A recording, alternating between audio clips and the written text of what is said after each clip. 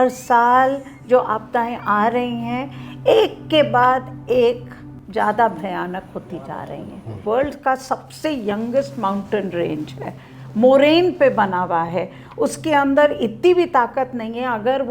अगर लैंडस्लाइड आता है तो पूरा माउंटेन का माउंटेन नीचे आ जाता है। लोग जानते हैं कैसे जीना चाहिए उस माउंटेन इकोलॉजी के साथ। वहाँ पर भी सड़कें बननी चाहिए, वहाँ पर भी स्कूल आने चाहिए, वहाँ पर भी खेती होनी चाहिए, फैक्ट्री भी लगनी चाहिए मेरे मानने पर, मगर सोच समझ के होना चाहिए।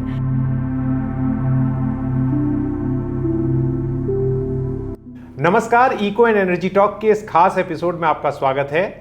मैं हूं हृदय जोशी। दोस्तों, पिछले साल उत्तराखंड के उत्तरकाशी में धराली आपदा जो हुई थी उसको 1 साल पूरा हो गया है और आपको मालूम ही है कि इस आपदा में 50 से ज़्यादा लोगों की जान गई थी। कुछ महीनों पहले मैंने वहाँ का दौरा किया था और ये पाया था कि 1 साल होने के बाद भी आज हाल ये है कि वहाँ एक भी शव, जो एक शव उस दिन मिला था उसके अलावा कोई भी शव बरामद नहीं किया गया है। हालात बहुत अच्छे नहीं हैं। हमें ये भी याद रखना चाहिए कि उसके 1 साल पहले 2024 में वायनाड में जो भूस्खलन और बड़ी वेस्टर्न घाट्स में त्रासदी हुई थी उसमें भी सैकड़ों लोगों की जान गई थी। ये बातें मैंने आपको इसलिए बताई क्योंकि हम इस इंटरव्यू का कॉन्टेक्स्ट सेट करना चाहते हैं और ये आपको याद दिलाना चाहते हैं कि अब जलवायु आपदाएं या चरम मौसमी घटनाएं हमारे जीवन का एक हिस्सा, एक न्यू नॉर्मल होते जा रहे हैं। आज हम बहुत खुशकिस्मत हैं कि मेरे साथ बातचीत करने के लिए centre for science and environment की सुनीता नारायण हैं। वो डाउन टू अर्थ की एडिटर इन चीफ हैं और बहुत लंबे समय से पर्यावरण के तमाम मामलों पर बोलती रही हैं। बहुत बहुत शुक्रिया आपका मैम। और बहुत दिनों बाद मैंने आपको आज पकड़ने में कामयाबी हासिल की है। तो हम लोग तो बहुत पुराने दोस्त हैं, कितनी बातें करी हैं, कितने सालों से कर रहे हैं। और सुनीता जी के साथ सबसे अच्छी बात है कि हम इनसे कोई पूछने में सवाल लिहाज नहीं करते और इन्होंने भी आज तक किसी दबाव में कभी कोई बात कहने में कसर नहीं छोड़ी है। मैं आपसे पहले ही पूछना चाहता हूँ कि मैंने 2 घटनाओं का जिक्र किया, लेकिन अगर आज हम धराली की घटना को देखते हैं, 1 साल हो गया है, क्या हम ये कहें कि ये प्राकृतिक आपदा है या इसके आगे हमें इसको देखना चाहिए कि क्लाइमेट एक नए रूप में है, बादल अब ज़्यादा ऊंचाई पर कंडेंस हो रहे हैं, और दूसरा हमारी विकास परियोजनाओं से भी कहीं न कहीं जुड़ा हुआ एक मुद्दा है। हृदय, यही एक सबसे बड़ा सवाल है कि आज जो भी हो रहा है और हमारे सामने हो रहा है और हम देख रहे हैं, हर साल जो आपदाएं आ रही हैं एक के बाद एक ज़्यादा भयानक होती जा रही हैं। अगर आप उसको देखें और उसमें से आप निचोड़ निकालें और कहें ये जलवायु परिवर्तन कितना है, ये हमारे कारण कितना है जो हम विकास कर रहे हैं, और ये और भी क्या कारण हो सकते हैं, वो आप कभी नहीं कर पाएंगे। राइट। तथ्य ये है कि 2-3 चीज़ें साथ साथ हो रही हैं। एक, जो हम, अगर आप हिमालय का जैसा क्षेत्र है, संवेदनशील क्षेत्र है, उसके अंदर इकोलॉजिकली फ्रैजाइल है, वनरेबल है। हम जानते हैं वर्ल्ड का सबसे यंगेस्ट माउंटेन रेंज है, मोरेन पे बना हुआ है, उसके अंदर इतनी भी ताकत नहीं है। अगर लैंडस्लाइड आता है तो पूरा माउंटेन का माउंटेन नीचे आ जाता है। Right. जो गांव बसे हैं वहाँ पर, इतने सालों से बसे, लोग जानते हैं कैसे जीना चाहिए उस माउंटेन इकोलॉजी के साथ। हम लोग जो विकास कर रहे हैं वो बिल्कुल ऐसे बिना समझे विकास कर रहे हैं। विकास में कोई, ये मैं आपको थोड़ा सा ये स्पष्ट करना चाहती हूँ, मैं विकास के विरोध में नहीं हूँ, क्योंकि नहीं तो ये हो जाता है अरे आप तो विकास से नहीं चाहती। नहीं, विकास तो बिल्कुल होना चाहिए, वहाँ पर भी सड़कें बननी चाहिए, वहाँ पर भी स्कूल आने चाहिए, वहाँ पर भी खेती होनी चाहिए, वहाँ पर भी जंगल की फैक्ट्री भी लगनी चाहिए मेरे मानने पर, मगर सोच समझ के होना चाहिए कि ये एक ऐसा क्षेत्र है जहाँ पर अगर बारिश ज़्यादा आएगी तो लैंडस्लाइड ज़रूर आएगा। तो एक तो हम विकास बिल्कुल बेसमझ और बिल्कुल माइंडलेस, अगर आप अंग्रेजी में कहें माइंडलेस विकास हो रहा है। दूसरी तरफ से आपके ऊपर जलवायु परिवर्तन का प्रलय है, जहाँ पर आप जानते हैं कि अगर वर्षा आएगी तो ज़्यादा आएगी, एक्सट्रीम वेदर ज़्यादा होगा, क्लाउड बर्स्ट होगा। और आज आप जानते हैं कि जलवायु परिवर्तन हो रहा है और साथ के साथ आपका एल नीनो हो रहा है। दूसरी तरफ से वेस्टर्न डिस्टर्बेंस लेट आते जा रहे हैं क्योंकि आपका आर्टिक के अंदर जो टाइडल जो जेट स्ट्रीम है उसके ऊपर बदलाव पड़ रहा है। तो पूरी दुनिया का आप ये सोचिए बिल्कुल उल्टा पुल्टा सिस्टम चल रहा है जहाँ तक वेदर का सवाल है। और उसके ऊपर आपने विकास ऐसा किया कि आपने वो संवेदनशील क्षेत्र को और भी सेंसिटिव कर दिया, और भी वनरेबल बना दिया, और फिर एक्सट्रीम वेदर इवेंट।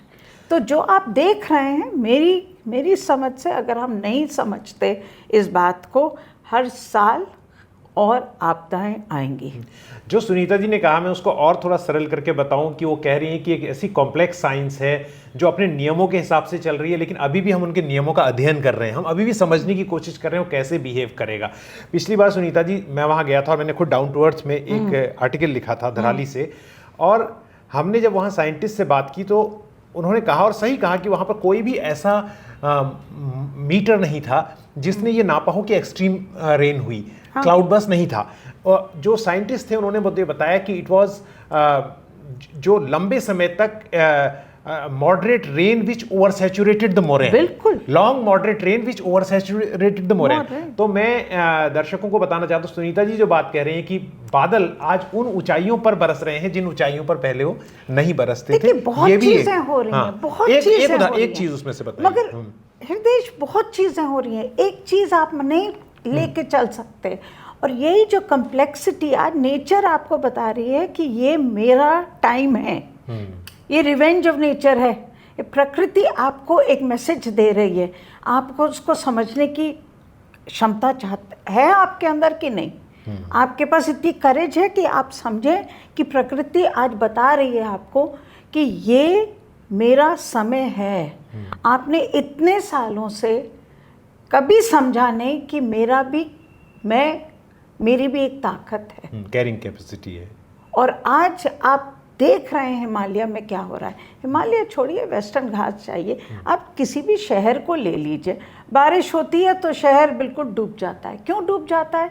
क्योंकि आपने आज तक ये नहीं सोचा कि वहाँ पर भी पानी रोकने का कोई तरीका चाहिए। जो पुराने तरीके थे, तालाब के तरीके थे, उन तालाबों को आपने भर दिया क्योंकि आपके दिमाग में बस एक ही चीज़ है, अगर ज़मीन है तो उसका रियल एस्टेट, कॉस्ट ऑफ जो लैंड है वो खाली रियल एस्टेट है, yes. खाली रियल एस्टेट है। और यही आपने पूरे हिमालय को रियल एस्टेट की तरह से देख रहे हैं। कहाँ घर बन सकते हैं, कहाँ होटल आ सकते हैं। आपने ये नहीं सोचा कि क्या वो नदी के तट पे आ रहे हैं, क्या वो मोरेन की जगह पर आ रहे हैं, जहाँ पर पहले गांव जरूर बसते थे मगर 5 स्टार होटल नहीं होते थे वहाँ पर। आपने पूरा जो सिस्मिसिटी का साइंस है, लैंडस्लाइड के साइंस, ये सब चीज़ों को आपने पूरी तरह से नकार दिया। आपने कहा ये कोई मेरा मतलब ही नहीं है, क्योंकि मैं मनुष्य हूँ और मैं जानता हूँ और मेरी साइंस है और मेरी इंजीनियरिंग है और मेरे आईआईटी के लोग हैं, सब इंजीनियर्स हैं, स्ट्रक्चरल इंजीनियर हैं। उनको क्या लेना देना कि हिमालय है कि ग्रेटर कैलाश है, सब एक से हैं। और आज हम ये नहीं समझ पा रहे हैं कि जलवायु परिवर्तन जो आएगा, जो आ रहा है, वो हमें यही दिखाएगा कि हमारी कमियां कहाँ रहीं, कैसी रहीं, और अगर हम उन कमियों को पूरा नहीं करेंगे और ठीक नहीं करेंगे तो हम और भी बुरी तरह से इम्पैक्टेड होंगे।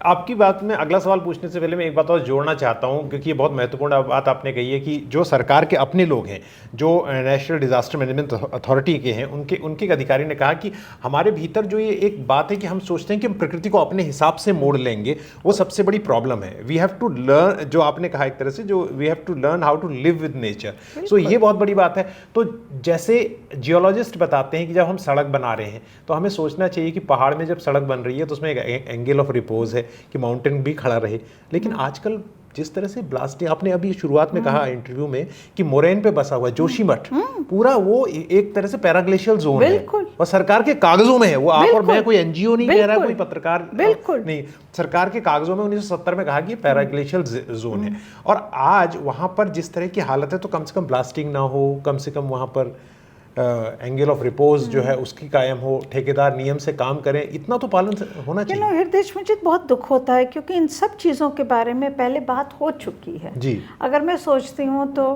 और आप किसी दिन, अगर आप, अब तो इतिहास ही हो गया है वो, मगर अगर आप देखें तो 90 के दशक में एक पूरी सेट ऑफ रिपोर्ट निकली थी। आपने लिखी है? नहीं, हमने तो लिखी है, मगर उससे पहले भी लिखी गई थी। सरकार की कमेटियां बनी हैं कि हिमालय के अंदर किस तरह से विकास होना चाहिए, क्योंकि हिमालय का जो रीजन है वो अपने आप में एक रीजन है, एक इकोसिस्टम है।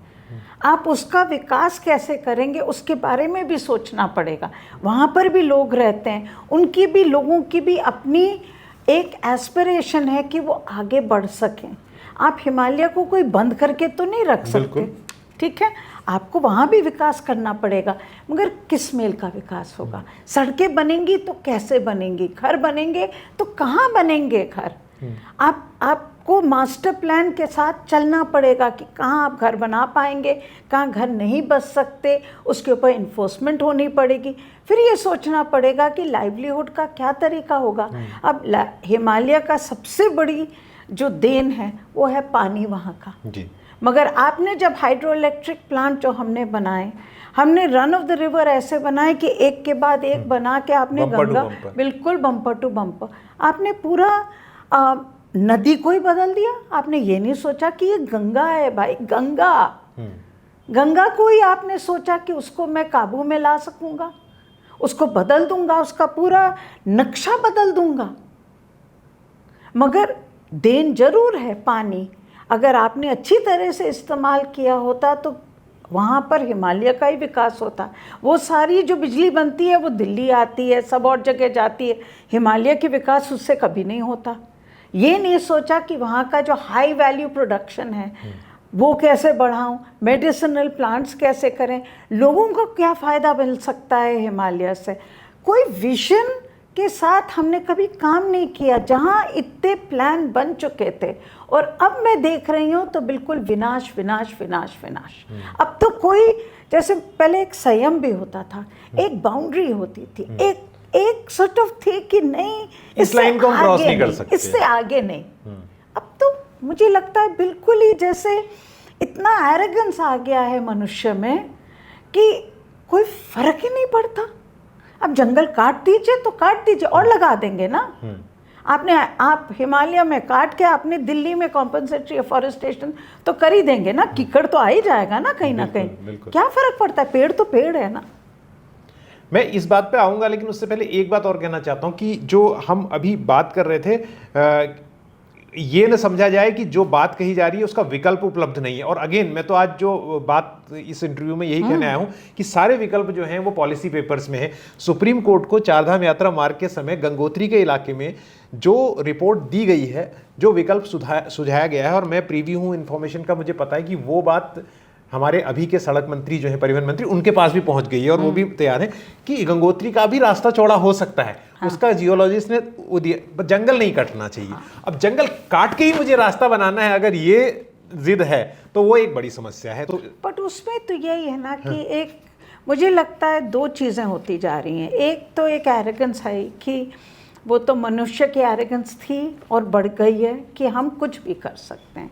जब हम गंगा का रुख ही बदल सकते हैं, पूरी गंगा की को हमने एक री इंजीनियर कर दिया, तो हम हिमालय क्या है हमारे सामने।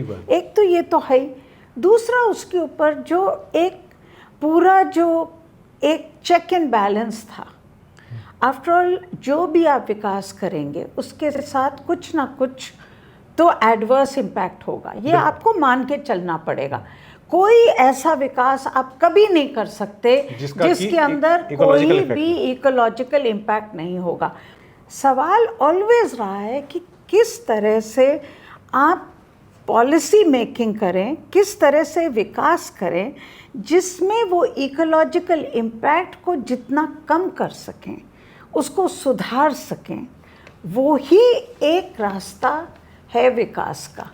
और उसी के लिए पहले इन्वायरमेंटल इम्पैक्ट असेसमेंट होते थे, उसी के लिए कमिटियां बैठाई जाती थी, उसी के कुछ डिसीशंस होते थे, कुछ अच्छे होते थे, कुछ उतने अच्छे नहीं होते थे, मगर एक प्रोसेस ऑफ डिसीजन मेकिंग था और उसमें एक डायलॉग होता था। नहीं, बट मानना एक प्रोसेस ऑफ डिसीजन मेकिंग इसलिए था क्योंकि ये समझ थी कि किसी भी विकास के अंदर कोई ना कोई तो एडवर्स इम्पैक्ट होगा, और उस एडवर्स इम्पैक्ट को, वही जो कमियां हैं, जो आपका जो खराबी होगी, उसको किस तरह से सुधार सकें। हमने उस पूरा जो process of decision making, process of thinking, वो हमने कमज़ोर कर दिया। जो कमिटियां बैठती हैं, जो लोग बैठते हैं, बंद कमरे में बैठते हैं, क्या वो डिसाइड करते हैं, क्यों डिसाइड करते हैं, आप और मुझे कोई उसकी खबर नहीं है। किस तरह से किसी प्रोजेक्ट को आगे बढ़ा के उसका क्या मिटिगेटिंग इम्पैक्ट होगा, उसके बारे में कोई अकाउंटेबिलिटी नहीं है। ये हमें सोचना पड़ेगा कि ये कोई एंटी डेवलपमेंट एफर्ट नहीं है, ये प्रो डेवलपमेंट एफर्ट है। Good decision making is good for development and GDP, and of course GDP, but good for development. At the end of the day, environmental decisions that are taken under the environmental impact assessment are not being done to stop development from happening. right? They are to ensure that that development is sustainable, it meets the aspirations of local people, and that it works for society. ये मुझे लगता है सबसे बड़ी कमज़ोरी पिछले कुछ सालों में आई है। ये काफ़ी सालों से चल रही है। इसमें मैं NDA, UPA सबको मैं साथ ही रखूँगी कि इस पूरे डिसीजन मेकिंग को कमज़ोर करते रहो, कमज़ोर करो, कमज़ोर करो, कमज़ोर करो, जब तक ये इतना ही बिल्कुल ही इसका कोई वैल्यू ही नहीं रही।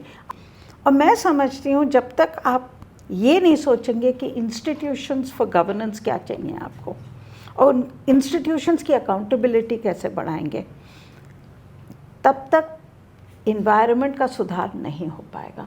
Week, disabled institutions with poor governance and poor accountability will not help us to create environmental management for today or tomorrow. ये आप मान के चलिए। ये this is nothing to do with one party or the other. It is to do with the system of decision making. But I myself should say, because today one party and has a large power footprint all over the country, so they should understand what is being stated here, that accountability is one of the very important. Without accountability, it's not about accountability, it's about decision making. At the end of the day, how are decisions made? Decisions are made through institutions which are strong. And how can they be strong? They will be strong if they are accountable to the decision. Today, simple fact. You have an environmental impact assessment committee. It takes a decision. That decision has a number of conditionalities that need to be met by the project proponent. The fact is, whether those conditions are met or not is something that is nobody is accountable for it. Because the committee which set the conditions is not accountable for ensuring that the conditions are met. That is handed over to the regional office of the Ministry of Environment and Forest to make sure those conditions are met. That regional office is not accountable, nor is the committee which has set the conditions. So we have a system in which you have a lack of transparency, lack of accountability, and the lack of using good science for good policy making. At the end of the day, science has to be used for policy. Science is not for making papers, writing papers, and doing patents. Science is for policy, and we are not using it. Right. And one thing which you said initially, that kind of deforestation we are doing, and then we are saying that we will plant trees. I want to read some data for our readers, that earlier this year chief minister of Maharashtra said that कि हम 300 करोड़ पेड़ अगले 5 साल में लगाएंगे, जिसका मतलब है 600 million people trees every year. Government of UP said कि they had already planted 240 crore trees in last 9 years. Himachal Pradesh, where Congress party is in power, they said 32% forest cover के हिसाब से वो कहते हैं हम बढ़ा के यहाँ से यहाँ पहुँचा देंगे. ऐसे ही तेलंगाना ने, जैसे आपने कहा कि दूसरी पार्टियों ने भी ऐसे वादे किए हैं प्लांटेशन के नाम पर, ये बिल्कुल दरकिनार करते हुए कि ऑर्गेनिक फॉरेस्ट क्या होता है और एक प्लांटेशन. फिर देश में इन चीज़ों में मानती नहीं हो, ये पुरानी बात तुम कह रहे हो. नहीं, अभी ये है तो मुझे कोई लेना देना नहीं है, आप पेड़ लगा रहे क्यों हैं? ठीक है, मुझे तो प्लांटेशन बहुत अच्छा लगता है, क्योंकि आप जंगल लगाते हैं तो आप उसका करेंगे क्या? आप उसके ऊपर राखी बांधेंगे क्या? आपको ये सोच समझ के लगाना पड़ेगा कि जंगल का क्या क्या क्या कारण है उस जंगल का. आपने हिमालय को तबाह कर दिया क्योंकि आपने कहा कि कोई फेलिंग नहीं होगी हिमालय में. बहुत अच्छी बात कही आप सबको, हम पर्यावरण, मैं भी पर्यावरणवादी हूँ, मैं भी उस सिस्टम का पार्ट हूँ. बहुत अच्छा लगता है कि हमने ग्रीन फेलिंग बंद कर दी हिमालय में. उससे क्या हुआ? हिमालय का इकोनॉमिक मॉडल क्या होना चाहिए?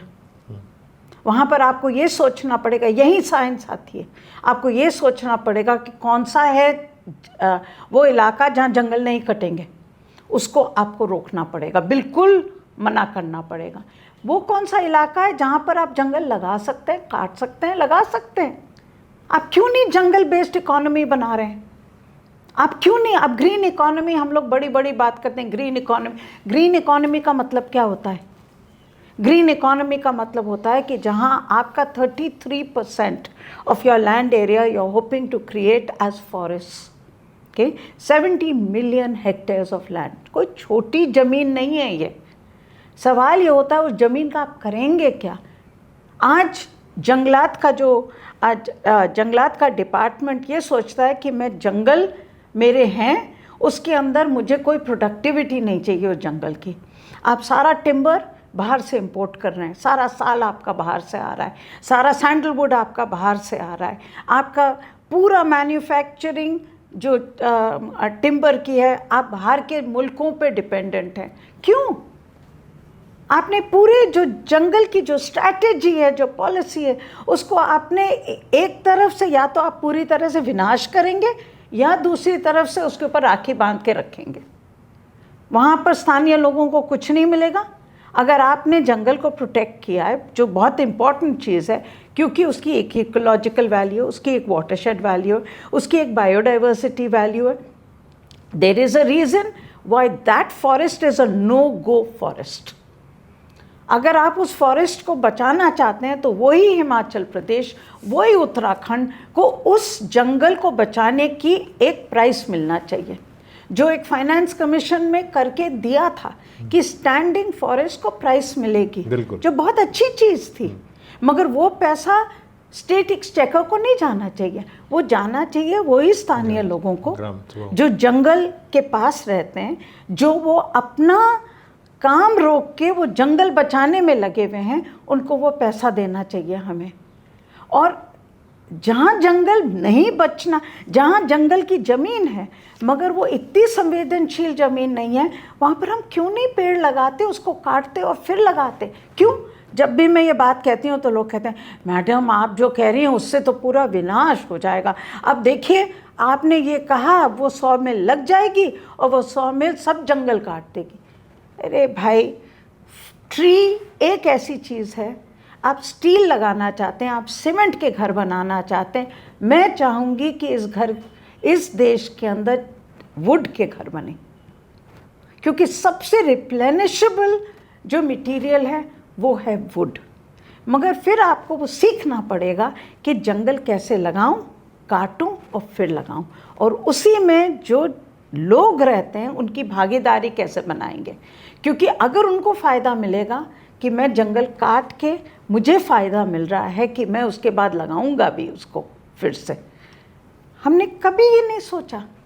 तो ये जो जंगल काटने की बात है, ये आंकड़े तो मेरे ऊपर मत फेंको. पेड़ काट लो भाई, पेड़ लगा भी लो. नहीं, पर और पेड़ लगा। मैं आंकड़े नहीं फेंक, मैं तो कह रहा हूँ ये आंकड़े सरकार हमारे ऊपर तो फेंक अच्छी रही है। बात है भाई, अगर सरकार कह रही है पेड़ लगा रही है, लगाने दो ना पेड़, मगर उस पेड़ का फायदा क्या है? आज उस पेड़ को अगर आपने लगा भी लिया, वो चल भी गया, और जो भी तुम्हारा जो ट्री सेंसस आ रहे हैं इस देश के अंदर, वो दिखा रहे हैं कि एक्चुअली जो ट्रीज आउटसाइड फॉरेस्ट हैं उनकी संख्या बढ़ती जा रही है, जिसको TOF कहते हैं, ट्रीज आउटसाइड फॉरेस्ट। क्योंकि आप, मैं, सरकार अपनी ज़मीन पे पेड़ लगा रहे हैं, मगर मुझे लगता है अगर आप और पेड़ लगाना चाहते हैं तो आपको पेड़ों का फ़ायदा भी लोगों को देना पड़ेगा। यही मेरा एक सवाल है। राइट, तो मैं इसमें सिर्फ इतना ही कहना चाहता हूँ कि मेरा ऐसा ऑब्जर्वेशन है एज ए रिपोर्टर, कि सरकार जो है लीनियर प्रोजेक्ट्स के नाम पे और डिफरेंट प्रोजेक्ट्स के नाम पे बहुत ही thickly forested bio organic forest को ख़त्म कर रही है। और ये जो आंकड़े मैंने बताए, मैं आपको नहीं बता रहा हूँ, मैं दर्शकों को बता रहा हूँ, ये सिर्फ एक दिखावा कर रही है, which I should say as you said your point of view that. और उसके नाम पे अगर, क्योंकि चंडी प्रसाद भट्ट जी कहा करते थे, आपने तो उनके साथ काम किया है, कि अगर इतने पेड़ जितने पेड़ लगाने की बात करती है सरकारें, अगर उतने पेड़ उत्तराखंड में लगे होते तो चलने के लिए जगह भी नहीं होती। तो लेकिन इस बात से आगे बढ़ते हैं। अभी आपने बड़ी महत्वपूर्ण एक बात कही कि बरसात जो हो रही है वो शहरों को डुबा रही है। अभी हम आंकड़े नॉर्थ ईस्ट के देख रहे हैं। नॉर्थ ईस्ट के आंकड़े हमें ये बता रहे हैं कि असम में 30% कम बारिश, और उसके बाद फ्लडिंग से वहां पूरा भयावह। और आप जानती हैं क्यों हो रहा है? क्योंकि बरसात अचानक ही हो रही है, एक ही समय में हो रही है, और ओवरऑल डेटा दिखाता है कि सूखा पड़ा हुआ है। हृदेश, यही तो है ना, इसको डबल वैमी जो हम तो आप और मैं बार बार कहते हैं, डबल वैमी है। एक तरफ से हम जो शहर के अंदर जो स्पंजेस थे उनको ख़त्म कर दिया, जहाँ पानी जा सकता था वहाँ पर हमने घर बना दिए, हमने सड़कें बना दी, हमने कभी ये नहीं सोचा जो नाले चाहिए शहर के अंदर, नाले तक हमने भर दिए, क्या तालाब नाले ही भर दिए, ठीक है, ये सोच के कि क्या ज़रूरत है हमें नाले की, हमें तो उसके ऊपर फुटपाथ भी नहीं बनाया, हमने उस सड़क बना दी क्योंकि गाड़ियों की संख्या इतनी बढ़ती जा रही है। तो हमने शहर का जो पूरा, हमने ये सोच के ही नहीं किया कि जब वर्षा होगी इसका क्या होगा। आप मुंबई की अभी हालत देखिए, आप कल की हालत देखिए, आप और मैं तो दिल्ली में बैठे हैं, परसों जब दिल्ली में वर्षा हुई थी, आप देखिए सदर बाजार की क्या हालत थी। अब किसी भी जगह चले, 1 घंटे की बारिश में, 1 घंटे की बारिश में, ये शहरीकरण है क्या? ये विकास नहीं है। मैं बार बार ये कहती हूँ, हमसे कहा जाता है अरे आप तो पर्यावरणवादी हैं, आप तो विकास विरोधी हैं। बिल्कुल बिल्कुल ठीक है, मैं ये बात कह रही हूँ, ये क्या विकास हो रहा है क्या? ये विकास है क्या कि आपने ऐसी शहरीकरण किया कि 1 घंटे की बारिश में आपकी दुकानें डूब गई, आपका सामान बर्बाद हो गया, बिल्कुल, आपकी सड़कें खत्म हो गई, आपके घर डूब गए। इस सब चीज में इकोनॉमिक लॉस होता है ना। ठीक है, सरकार का नहीं हुआ, निजी आदमी का हुआ, निजी औरत का, सरकार का भी इतना बड़ा इकोनॉमिक लॉस होता जा रहा है, क्योंकि हर बार जब ऐसी चीज़ होती है तो ब्रिज टूटते हैं, सड़कें टूटती हैं, उसमें री इन्वेस्ट करना पड़ता है आपको। तो ये डेवलपमेंट डिविडेंड है हमारा डेवलपमेंट डिविडेंड सरकार का ही इसके अंदर नुकसान होगा। तो ये कोई विकास विरोधी नहीं है हम लोग इतना ही कह रहे हैं कि देखिए 10 साल पहले तक आप जो कर रहे थे वो आप कर सकते थे, मगर अब जहाँ जलवायु परिवर्तन का जो प्रलय आपके सर के ऊपर और आ गया है, वो जो विकास की जो गलतियाँ थी जो पहले चल रही थी, जो चलती जा सकती थी, अब नहीं बर्दाश्त होंगी। यही एक मैसेज है कि दोनों साथ काम कर रहे हैं। सुनीता जी ने डाउन टू अर्थ, और ये एक ऐसी मैगजीन है जो आपको ज़रूर पढ़नी चाहिए, आपको सब्सक्राइब करनी चाहिए अगर आप नहीं पढ़ते। मैं रेगुलर इसे पढ़ता हूँ और मुझे लगता है बहुत फ़ायदा इसका मुझे मिलता है। इसमें जो एडिटोरियल लेटेस्ट लिखा है उसमें ये बात उन्होंने कही है, और अगर आप पढ़ने में, क्योंकि एक एफर्ट लोगों को लगता है, अगर वीडियो देखना चाहते हैं तो मैं उसका भी और इस एडिटोरियल का लिंक भी डिस्क्रिप्शन बॉक्स में आपके पास है, आप उसे देख सकते हैं, पढ़ सकते हैं। जो वीडियो का मैं जिक्र कर रहा हूँ वो है एनवायरनमेंट वर्सेस डेवलपमेंट, जो मैंने अपने यूट्यूब चैनल पर किया था, पर ये आर्टिकल को आप ज़रूर पढ़ें। इसकी 2 लाइन में पढ़ के आपको सुनाता हूँ। ये कहा है कि we stand at cross roads, unsustainable growth is driving us towards climate catastrophe, while equitable growth is fuelling increased poverty, increased marginalization and increased anger. Our learning in India is that growth that is not affordable, or in other words equitable, cannot be sustainable. ये बात बहुत महत्वपूर्ण है यहाँ पर। और अब क्योंकि हमने इतनी सारी बातें कर ली हैं, मैं ये पूछना चाहता हूँ कि इसी आर्टिकल में आपने आगे जिक्र किया है एयर पोल्यूशन का, जो हर साल की कहानी है और अभी फिर मानसून के बाद वो शुरू हो जाती है सितंबर अक्टूबर से। आप लोगों ने उसका रोड मैप भी दिया, पब्लिक ट्रांसपोर्ट के लिए बड़ी लड़ाई लड़ी, उसका कुछ असर भी हुआ था, लेकिन पोल्यूशन फिर से लौट आया है क्योंकि वो बहुत बड़ा है। एक आंकड़ा उसमें आपने दिया, और शायद वो आंकड़ा मेरे पास अगर है तो 25% air pollution in Delhi has fallen by 25%, written the article by Sunita Narayan ji, in past 3 years as compared to the previous 3 years, but level still needs decline by 65% to get what you can call clean air। अब इस पे बताइए, इतना pollution 3 साल में कम हुआ पिछले 3 साल के मुकाबले, पर अभी भी हमें 2/3 पोल्यूशन और कम करना है। बिल्कुल नहीं, यही है देश, चैलेंज बहुत बड़ी है, मगर इस बड़ी चैलेंज के लिए हमें एक बड़ा सोल्यूशन भी निकालना पड़ेगा। ये जो हम छोटी छोटी चीज़ें ढूंढते रहते हैं, हर अभी नवंबर आ जाएगा, अक्टूबर आ जाएगा, फिर एक नई तरकीब निकालेंगे। पिछले साल क्या था, 15 दिन का हिसाब किताब कर देंगे, क्लाउड सीडिंग करेंगे। उससे पहले हुआ कि हम डीकम्पोजर करेंगे, जो आप सरकार थे, सरकार ने किया। फिर हमने कहा एक स्मोक टावर ले आएंगे, कोई ना कोई तरकीब ढूंढते हैं। मगर एयर पोल्यूशन जहाँ सबसे बड़ी जो चुनौती है वो यही है कि जब तक आप एक बड़ा सॉल्यूशन नहीं लाएंगे तब तक आंसर नहीं मिलेगा। बड़ा सॉल्यूशन के लिए लंबी लड़ाई है, और लंबी आपको कुछ कदम उठाने पड़ेंगे, जो अगर आप इस साल शुरू करें तो अगले 2-3 साल में आपको उसका असर मिलेगा। मगर हम शुरू ही नहीं करते, क्योंकि ये सोच के रहते हैं कि अरे नवंबर आएगा तब तक कुछ और हम लोग कोई सोल्यूशन ढूंढ लेंगे, और वो कहीं ना कहीं से प्रदूषण गायब हो जाएगा। कभी शुरुआत हुई भी तो बड़ी एक एडहॉक होती है, फिर बंद हो जाती है कदम उठना। जैसे सीएनजी बसेस को लेके एक बार हुआ था 2000 में। सीएनजी बसेस में तो बहुत फर्क पड़ा था, 100,000 बसेस व्हीकल्स आई थी उस वक्त, उससे प्रदूषण कम हुआ क्योंकि स्केल था और स्पीड थी। अब जैसे सरकार ने एक बहुत अच्छी पॉलिसी बनाई है इलेक्ट्रिक व्हीकल, अच्छी, बहुत अच्छी पॉलिसी है। उसके अंदर क्लियरली उन्होंने लिखा है कि किस तरह से वो फ्लीट का रिप्लेसमेंट चाहते हैं, जो एक अच्छी चीज़ है। स्पीड भी है, मगर हम लोगों को ठोस कदम आज उठाने पड़ेंगे जिससे वो पॉलिसी इम्प्लीमेंट हो सके। मैं देखती हूँ सरकार की इंटेंशन है, इंटेंशन में कोई कमी नहीं है जहाँ तक पोल्यूशन का सवाल है। मैं बिल्कुल, और मैं साफ बोलने वाली हूँ, तो मैं इस चीज़ में बिल्कुल साफ बोलूँगी, सरकार का पूरा इंटेंशन है कि कुछ करना चाहती है। मैं ये भी कहूँगी कि सरकार की जो पॉलिसी है वो भी सही है, उसमें भी कोई कमी नहीं है। अब नियत है और पॉलिसी है, जहाँ कमी है वो है इम्प्लीमेंटेशन में।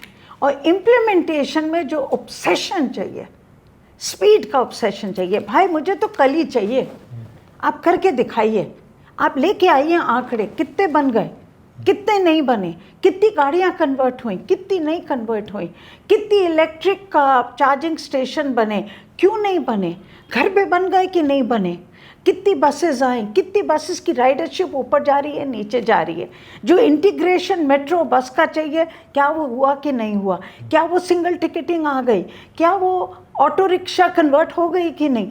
ये आपको एक ऐसा ऑब्सेसिव, मैं आपके ऑब्सेशन को तो मैं आज कई साल से देख रहा हूँ, और हम भी ऑब्सेसिव हो गए आपके साथ काम करते करते। पर मैं बड़ी विनम्रता के साथ एक बात कहना चाहता हूँ, सरकार के इरादों को लेकर, और बड़े महत्वपूर्ण, और ये मैं कह रहा हूँ अपनी ओर से, सरकार मगर मेरा नहीं, देखिए हितेश, मैं पूरा कर लूँ आप, नहीं हितेश, आप मुझे इंटरव्यू करने आए, मैं एक्सपर्ट हूँ, आप अपनी बात जो रखना चाहें आप अपने दर्शकों के साथ अपने आप अलग से रख लिएगा, मगर मैं बिल्कुल क्लियरली एज एन एक्सपर्ट आपको कह रही हूँ कि मैं मानती हूँ इरादे भी हैं और प्लान भी है। कहाँ कमी है वो है obsessive implementation at speed and scale, और ये सबसे बड़ी कमी है।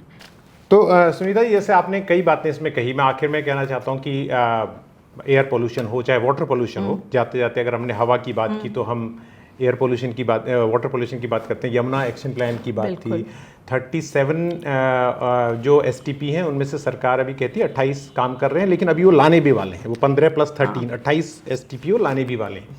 तो उसको यमुना की बात भी आई गई होती रही है, उसमें बहुत सारे कदम हैं जिनके बारे में लड़े हैं लोग, आवाज़ उठाई है। अब आज आपको लगता है कि पानी का प्रदूषण के लेके जैसी रिपोर्ट आ रही है ग्राउंड वाटर को लेकर, तो पानी पर भी गंभीरता की ज़रूरत है। देखिए हृदय, आपने ये शुरू किया मेरे पिछले एडिटोरियल पे, मैंने बहुत ध्यान से लिखा था जी, ये समझाने के लिए कि आपको ये सोचना पड़ेगा कि आपकी जो पॉलिसी बनती है, जो आपकी स्ट्रैटेजी बनती है, उसमें कितनी इंक्लूसिव है, कितनी अफोर्डेबल है। जहाँ तक यमुना का सवाल है, ये बिल्कुल स्पष्ट हो जाता है कि आप यमुना को कभी साफ़ नहीं कर पाएंगे जब तक आप ये नहीं सोचते हैं कि आपके शहर जो आपके हैं उसके अंदर 50% से ज़्यादा लोगों के पास आज अंडरग्राउंड सीवरेज नहीं है। आप STP बना के थक जाएंगे, नदियाँ साफ़ नहीं होंगी। नदियाँ साफ़ जब होंगी जब आप एक अफोर्डेबल सिस्टम निकालेंगे जिसमें आप सब लोगों का जो निकास का पानी है, जो आपका जो फीकल स्लज है, जो सुएज कहते हैं, सुएज को आप इंटरसेप्ट कर सकते हैं, आप अफोर्डेबली ट्रीट कर सकते हैं और आप फिर से ज़मीन पे डाल सकते हैं। हवा के प्रदूषण के बारे में भी वही सवाल है कि आप हवा साफ़ नहीं कर पाएंगे जब तक आप सबको राइट टू वॉक नहीं देंगे। अगर आपके फुटपाथ नहीं होंगे, अगर आप चल नहीं पाएंगे अपने शहरों में, तो आप बस नहीं ले सकते। आप बस नहीं ले सकते तो आप मेट्रो तक नहीं जा सकते। तो पब्लिक ट्रांसपोर्ट ही खड़ा नहीं हो आपको पब्लिक ट्रांसपोर्ट कमज़ोर रहेगा। अगर आपका पब्लिक ट्रांसपोर्ट अफोर्डेबल नहीं होगा तो आपके जो गरीब हैं वो मेट्रो नहीं लेंगे और आपके अमीर को ज़रूरत नहीं होगी, वो गाड़ी में चलते रहेंगे। तो आपको ये सुविधा ऐसी सोचनी पड़ेगी कि आप सबके लिए बनाएं। और इसीलिए जब मैं बार बार कहती हूँ inclusive growth is equal to sustainable growth, मैं खाली शब्दों का इस्तेमाल नहीं कर रही हूँ, मैं बिल्कुल क्लियरली कह रही हूँ कि हमारी जो एक्सपीरियंस रही है पिछले 4 डिकेड्स की, जो मेरी अपनी एक्सपीरियंस है और संस्था की जो एक्सपीरियंस है, हर सवाल को वो वहीं अटक जाता है कि आपकी जो पॉलिसी है क्या वो अफोर्डेबल है सबके लिए। अगर आप घर बनाते हैं तो क्या आपकी पॉलिसी ऐसी है कि सबको एक अच्छा घर बन सकता है कि नहीं।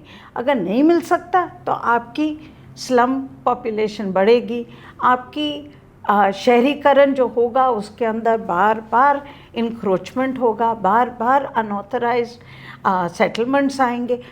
तो affordability, inclusiveness is equal to sustainability. ये मैं इसलिए कह रही हूँ हृदय, क्योंकि जब पर्यावरण की बात आती है तो बहुत टेक्नोक्रेटिक बात हो जाती है और जो पॉलिटिक्स पर्यावरण की है, क्योंकि जब मैं पॉलिटिक्स शब्द इस्तेमाल करती हूँ तो मुझे लगता है आपके भी दर्शक सोच रहे होंगे अरे ये कौन सी पॉलिटिकल पार्टी ज्वाइन करने वाली है। नहीं, वो तो पॉलिटिक्स, ये पॉलिटिक्स सोसाइटल पॉलिटिक्स है, ये समाज की पॉलिटिक्स है, बट ये नहीं सोचते हम लोग।